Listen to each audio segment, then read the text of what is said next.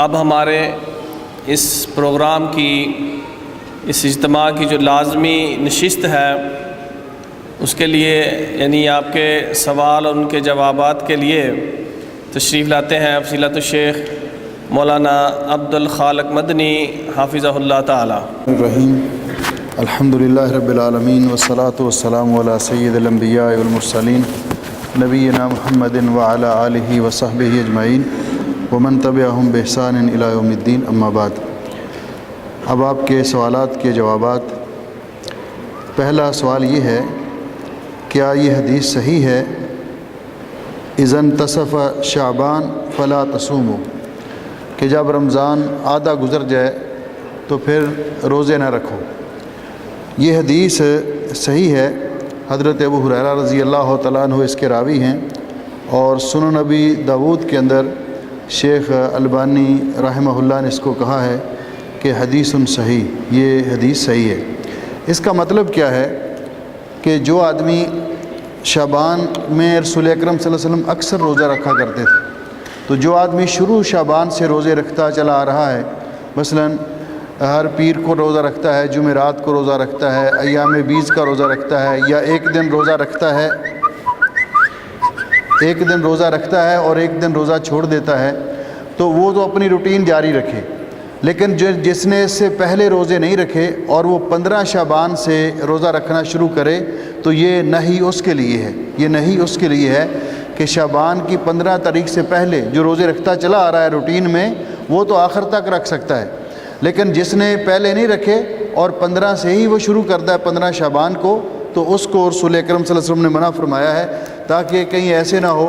کہ رمضان المبارک آنے تک وہ صحت کے اعتبار سے کمزور ہو جائے اور پھر رمضان کے روزے صحیح طور پر نہ رکھ سکے۔ اسی لیے استقبالی روزہ رکھنے سے بھی آپ نے منع فرمایا، شک کے دن کا روزہ رکھنے سے بھی آپ نے منع فرمایا، رمضان سے پہلے احتیاطاً 1-2 دن پہلے روزہ شروع کرنے سے بھی آپ نے منع فرمایا۔ حدیث پاک میں نہیں وارد ہوئی ہے، تو یہ حدیث صحیح ہے۔ دوسرا سوال یہ ہے کہ شب برات کے حوالے سے آپ لوگ کہتے ہیں کہ یہ رسول اکرم صلی اللہ علیہ وسلم نے اس کا اہتمام نہیں کیا، صحابہ اکرام رضوان اللہ علیہم اجمعین نے یہ رات نہیں منائی، تو اس کے بعد ائمہ دین نے اس رات کو عبادت کا اہتمام نہیں کیا۔ تو اگر یہ بات ہے اور آپ دلیل یہ دیتے ہیں کہ الیوم اکملت لکم دینکم،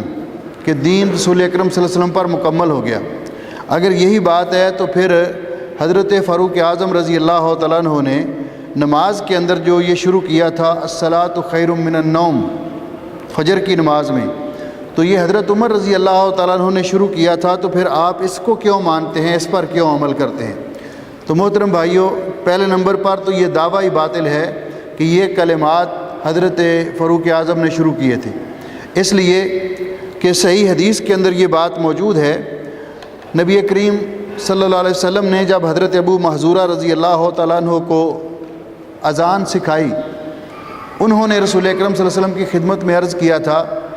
کہ یا رسول اللہ علمنی سنت الاذان، مجھے اذان دینے کا طریقہ سکھائیے۔ تو نبی کریم صلی اللہ علیہ وسلم نے ان کو اذان دینے کا طریقہ سکھایا اور ساتھ فرمایا فَإِنْ كَانَ صَلَاةَ الصُّبْحِ، اگر صبح کی نماز ہو، فَقُلْتَ الصَّلَاةُ خَيْرٌ مِّنَ النَّوْمِ الصَّلَاةُ خَيْرٌ مِّنَ النَّوْمِ، تو آپ یہ کلمات حی علی الفلاح کے بعد کہیے 2 مرتبہ فجر کی اذان میں، الصلاۃ خیر من النوم الصلاۃ خیر من النوم۔ تو یہ کلمات حضرت عمر رضی اللہ تعالیٰ عنہ نے ان کا اضافہ نہیں کیا، بلکہ خود رسول اللہ صلی اللہ علیہ وسلم نے صحابی کو سکھایا اور آپ نے یہ کلمات پڑھنے کا حکم دیا، الصلاۃ خیر من النوم۔ اور یہ حدیث سند کے اعتبار سے صحیح ہے، سنن نبی داؤد کے اندر یہ حدیث موجود ہے اور سند کے اعتبار سے یہ حدیث بالکل صحیح ہے۔ اس لیے یہ دعویٰ ہی باطل ہے کہ حضرت عمر رضی اللہ تعالیٰ عنہ نے اضافہ کیا تھا اور انہوں نے یہ کلمات اپنی طرف سے ایڈ کیے تھے۔ نہیں، انہوں نے نہیں کیے، بلکہ خود رسول اکرم صلی اللہ علیہ وسلم نے یہ کلمات سکھائے تھے۔ دوسرا اس کے ساتھ لکھا ہے کہ تراویح کی نماز کے بارے میں حضرت عمر رضی اللہ تعالیٰ عنہ نے کہا تھا نعمت البدعۃ ھذہ، نعمت البدعۃ ھذہ، کہ یہ بڑی اچھی بدعت ہے۔ تو یہ جو بدعت انہوں نے کہا تو یہ لغوی اعتبار سے ہے، اصطلاحی اعتبار سے نہیں، کیونکہ حضرت فاروق اعظم رضی اللہ تعالیٰ عنہ نے تراویح کی جماعت کا اہتمام نئے سرے سے شروع نہیں کیا تھا، بلکہ تراویح کی جماعت کا اہتمام 3 راتیں رسول اکرم صلی اللہ علیہ وسلم نے رمضان میں تراویح کی جماعت کروائی، قیام اللیل کی۔ قیام اللیل، تہجد اور تراویح ایک ہی نماز کے نام ہے۔ تو حضرت اور پھر آپ نے فرمایا کہ میں نے اس خدشے کے پیش نظر جماعت ترک کر دی، کہیں اللہ تعالیٰ فرض نہ کر دے۔ جب فرضیت کا یہ ڈر ختم ہو گیا کہ رسول اکرم صلی اللہ علیہ وسلم کے بعد نزول وحی کا سلسلہ منقطع ہو گیا، تو پھر فاروق اعظم رضی اللہ تعالیٰ عنہ نے اسی سنت کو زندہ کیا، نبی پاک صلی اللہ علیہ وسلم کی اسی سنت کا احیاء کیا۔ تو یہاں جو ہے نعمت البدعۃ، یہ لغوی معنی میں ہے کہ یہ ایک نیا جو طریقہ دوبارہ سے شروع کیا، جو پہلے رسول اکرم صلی اللہ علیہ وسلم نے شروع کیا، اس کا احیاء کرنا، تو اس کو کہا حضرت فاروق اعظم رضی اللہ تعالیٰ عنہ نے۔ اس سے یہ بھی نہیں سمجھا جا سکتا کہ کوئی بدعت اچھی بھی ہوتی ہے اور کوئی بدعت بھی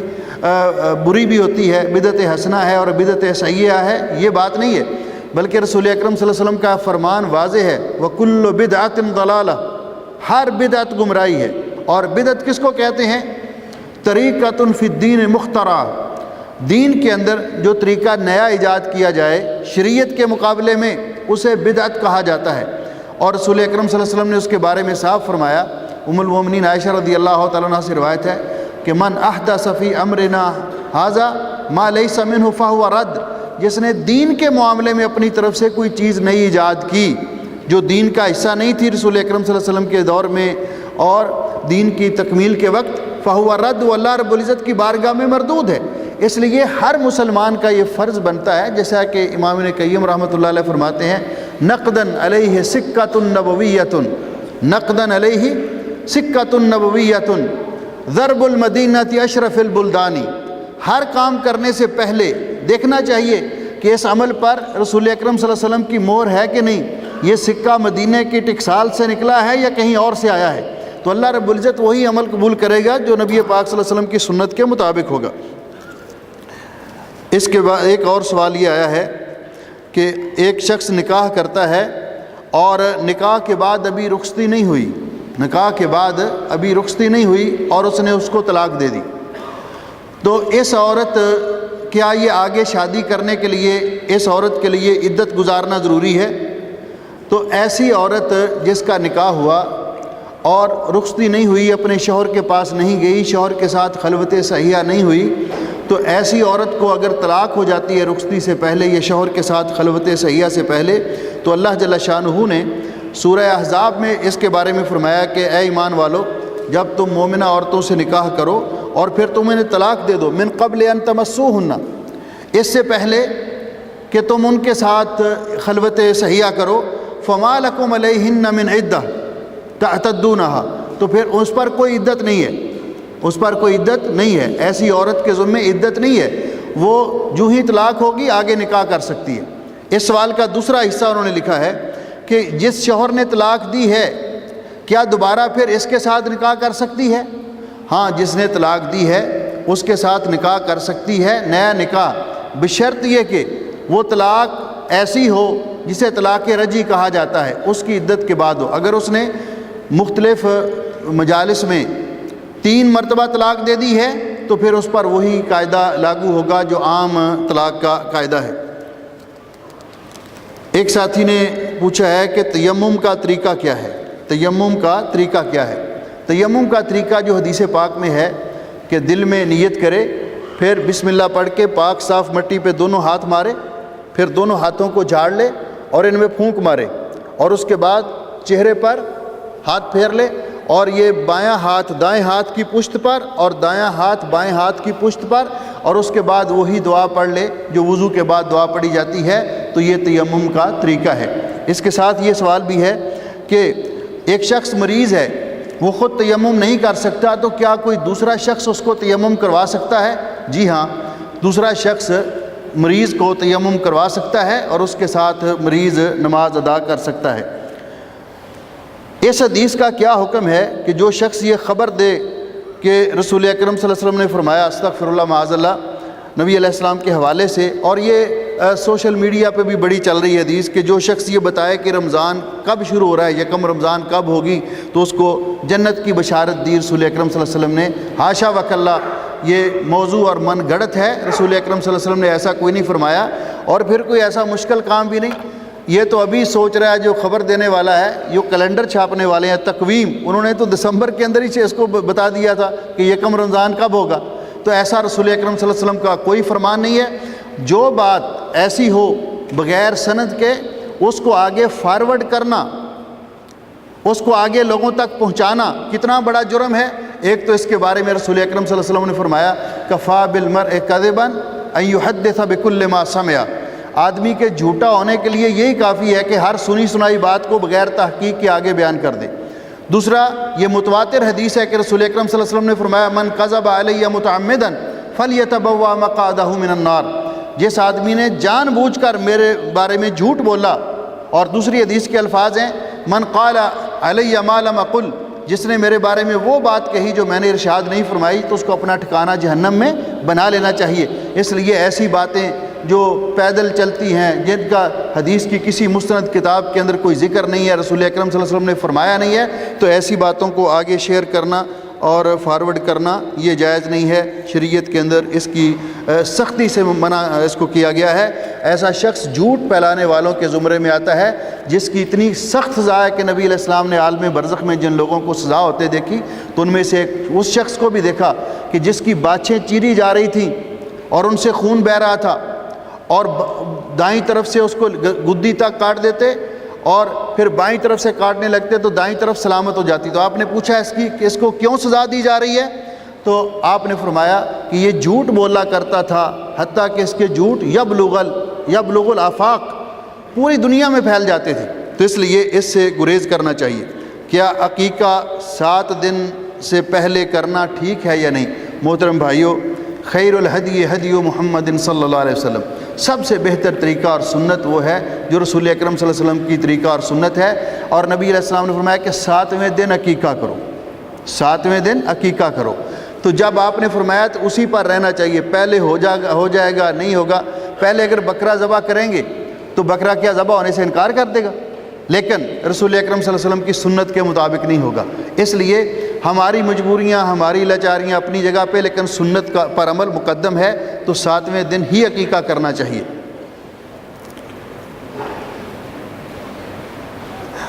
ہم مسجد میں جاتے ہیں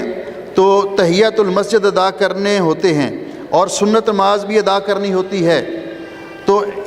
تحیۃ المسجد کے بعد سنت ادا کرنی چاہیے۔ محترم بھائیو، تحیۃ المسجد کا جو کانسیپٹ ہے شریعت کا، اس کو سمجھنا چاہیے۔ تحیۃ المسجد کا معنی یہ ہے کہ جب آپ مسجد میں آئے ہیں، کسی اور نماز کا وقت نہیں ہے، آپ مسجد میں بیٹھ کر تلاوت کرنا چاہتے ہیں، ذکر اذکار کرنا چاہتے ہیں، تو رسول اکرم صلی اللہ علیہ وسلم نے فرمایا اذا جاء احدکم المسجد واراد ان یجلس فلا یجلسن حتی یصلی رکعتین، اگر مسجد میں آیا ہے اور اس کا بیٹھنے کا پروگرام ہے تو 2 رکعت پڑھ کے بیٹھے، حتیٰ کہ خطبہ جمعہ کے دوران بھی آئے تو 2 رکعت پڑھ کے بیٹھے۔ لیکن اگر آپ مسجد میں آئے تو آپ نے ابھی فجر کی سنتیں پڑھنی ہیں، تو وہ سنتیں ہی ہیں، آپ تحیۃ المسجد ان کی وجہ سے ساقط ہو جائے گا۔ اگر آئے ہیں جماعت کھڑی ہے تو تحیۃ المسجد ساقط ہو گیا۔ اگر آپ نے باقی نمازوں سے پہلے سنتیں جو ادا کرنی ہیں وہ سنتیں ادا کرنی ہیں تو تحیۃ المسجد آٹومیٹکلی ساقط ہو گیا۔ یہ اس وقت ہے جب کوئی نماز کا وقت نہیں، کوئی اور نماز نہیں پڑھنی، اور آپ آ کر مسجد میں بیٹھنا چاہتے ہیں تو اس وقت تحیۃ المسجد یہ پڑھنی چاہیے۔ کیا روزے کی حالت میں مسواک کرنا جائز ہے؟ جی، روزے کی حالت میں مسواک کرنا جائز ہے، اس میں کوئی حرج نہیں۔ پہلا دن کا ابتدائی حصہ ہو، دن کا آخری حصہ ہو، مسواک تر ہو، مسواک خشک ہو، کوئی مسواک بھی کی جا سکتی ہے، اس سے روزے کی صحت پر کوئی اثر نہیں پڑتا۔ اونٹ کا گوشت کھانے کے بعد وضو کرنا کیوں ضروری ہے؟ محترم بھائیوں اور بہنوں، شریعت کے کچھ ایسے احکام ہیں جن کو کہتے ہیں معللہ، جن کی علت شریعت نے بیان کر دی، اور کچھ احکام ہیں جن کو کہتے ہیں غیر معللہ، جن کی علت بیان نہیں کی لیکن حکم دیا ہے۔ تو اونٹ کے بارے میں علماء نے مختلف توجیحات کی ہیں، لیکن رسول اکرم صلی اللہ علیہ وسلم نے اس کی کوئی علت بیان نہیں کی۔ یہ حکم ہے رسول اکرم صلی اللہ علیہ وسلم کا کہ جو اونٹ کا آپ مثال کے طور پر وضو کر کے مسجد کی طرف جا رہے ہیں، راستے میں آپ کو دعوت مل گئی، اونٹ کا گوشت پکا ہوا آپ نے کھایا ہے، تو رسول اکرم صلی اللہ علیہ وسلم نے حکم دیا ہے وضو کرنے کا، تو یہ حکم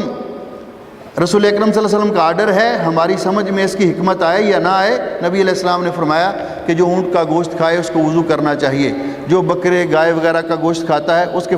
میں فرمایا کہ وضو کرنا چاہے تو اس کی مرضی، نہ کرنا چاہے تو اس کی مرضی۔ تو اس کی حکمت رسول اکرم صلی اللہ علیہ وسلم نے بیان نہیں کی۔ بعض علماء کہتے ہیں کہ اونٹ کے میں حدت ہوتی ہے، گرمی ہوتی ہے، اس وجہ سے اس کو مختلف علتیں بیان کرتے ہیں، لیکن نبی پاک صلی اللہ علیہ وسلم نے اس کی کوئی علت بیان نہیں کی۔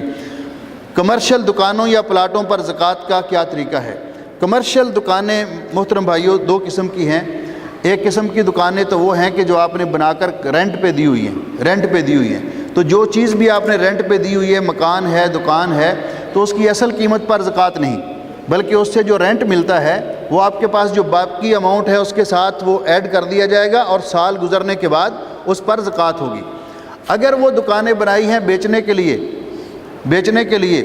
اور ان پر سال گزر چکا ہے، تو ایسی صورت میں جب ان کی جو کمرشل بیس پر رینٹ پر دینے کے لیے نہیں ہے تو ان کی، یا ایسے پلاٹ جو خرید کے رکھے گئے ہیں کہ قیمت بڑھتی جائے گی، جو ہی قیمت بڑھے گی ہم بیچ دیں گے، تو ایسے پلاٹ جو ہیں ان کی موجودہ ویلیو لگا کر، اگر ان پہ سال گزر چکا ہے تو ان کی موجودہ ویلیو میں سے 2.5% کے اعتبار سے زکوٰۃ دینی ہوگی۔ وہ ایسے ہے کہ جس طرح آپ نے وہ پیسے بینک وغیرہ میں رکھے ہوئے ہیں۔ غیر استعمال شدہ قطع اراضی کے متعلق زکوٰۃ کا کیا حکم ہے؟ غیر استعمال شدہ زمین کا معنی یہ کہ زرعی زمین پڑی ہوئی ہے لیکن اس کو کاشت نہیں کرتے، اس کو ٹھیکے پہ نہیں دیا، کسی استعمال میں نہیں لا رہے، تو ایسی زمین پر زکوٰۃ نہیں ہے، ایسی زمین پر زکوٰۃ نہیں ہے۔ جو زرعی زمین اگر وہ کاشت کرتے ہیں تو پھر اس پر جو زکوٰۃ ہوگی وہ زکوٰۃ عشر یا نصف عشر کے اعتبار سے ہوگی، زمین کے اعتبار سے، زمین کی اصل قیمت پر زکوٰۃ نہیں ہوگی۔ شب قدر کے متعلق سننے میں آیا ہے کہ فلاں کو شب قدر حاصل ہوگی، کیسے معلوم ہوگا کہ مجھے شب قدر حاصل ہوگی؟ شب قدر یعنی لیلۃ القدر، اس کی رسول اکرم صلی اللہ علیہ وسلم نے کچھ علامات بتلائی ہیں۔ ایک بات تو یہ ذہن میں رکھیے کہ جو رمضان المبارک کی آخری طاق راتیں جاگ کر اللہ کی عبادت کرتا ہے اس کو شب لیلۃ القدر مل جاتی ہے، اس کو احساس ہو یا نہ ہو، اس کے لیے کوئی خاص علامت نہیں بتلائی گئی۔ رسول اکرم صلی اللہ علیہ وسلم نے جو علامات بتلائی ہیں لیلۃ القدر کی، اگر وہ کسی میں پائی جائیں تو انسان کو احساس ہو سکتا ہے کہ لیلۃ القدر میں نے پا لی، وگرنہ کسی کو آ کر یہ بتایا نہیں جاتا کہ تجھے لیلۃ القدر مل گئی اور آپ کو مل گئی اور آپ کو مل گئی۔ یہ انسان کوشش اور محنت کرے تو اس کے لیے کوئی خاص یہ نہیں کہ انسان کو، بعض اوقات انسان کو اپنے دل پر میں اطمینان ہو جاتا ہے کہ میں نے آج عبادت کی ہے، اور اس رات کی جو علامات رسول اکرم صلی اللہ علیہ وسلم نے بیان کی ہیں یہ انشاءاللہ رمضان میں بیان ہوتی رہیں گی۔ شب برات کے بارے میں بتا دیں، یہ تو گزر چکا ہے اور کچھ میں نے پہلے بتا بھی دیا ہے۔ ایک ساتھی نے لکھا ہے قطع تعلقی سے اسلام میں ممانعت ہے، کسی شخص کی بد زبانی اور چرب زبانی کی وجہ سے اس سے ملنا اگر انسان ترک کر سکتا ہے، کسی آدمی کے شر سے بچنے کے لیے اگر انسان اس سے الگ تھلگ رہے تو اس میں کوئی حرج نہیں ہے، لیکن قطع تعلقی نہیں کرنی چاہیے، علیق سلیق رکھنی چاہیے، اور بہت زیادہ میل جول اگر ملنے اس میں نقصان ہے اور خدشہ ہے، اگر آپ اس کی اصلاح نہیں کر سکتے تو پھر زیادہ میل جول سے گریز کریں اور قطع تعلقی نہیں کرنی چاہیے۔ کیا عورت مرد امام کے پیچھے نماز پڑھ سکتی ہے؟ جی بالکل پڑھ سکتی ہے۔ مسجد نبوی شریف میں رسول اکرم صلی اللہ علیہ وسلم جماعت کروایا کرتے تھے، اور صحابیات جہاں عورتوں کے لیے جگہ تھی وہاں آ کر نماز پڑھا کرتی تھیں، تو عورتیں مرد امام کے پیچھے نماز پڑھ سکتی ہیں کیونکہ امام تو ہوتا ہی مرد ہے۔ اگر کسی کو قربانی کی دعا یاد نہیں تو وہ کیا صرف بسم اللہ الرحمن الرحیم پڑھ سکتا ہے؟ محترم بھائیوں، قربانی کا جانور ذبح کرتے وقت اگر وہ عربی والی دعا مکمل یاد نہیں تو بسم اللہ اللہ اکبر کہہ کر جانور کو ذبح کر دے اور نیت قربانی کی کرے تو یہ کافی ہے، اس کی قربانی ہو جائے گی۔ یہ آپ کے سوالات کے جوابات تھے۔ سبحانک اللہم و بحمدک۔